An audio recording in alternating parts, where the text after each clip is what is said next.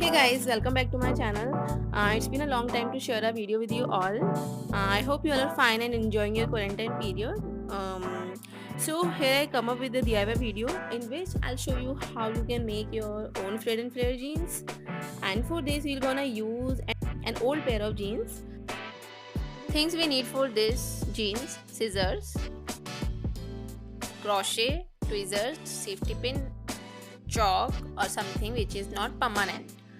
Now we can start. Let's get started.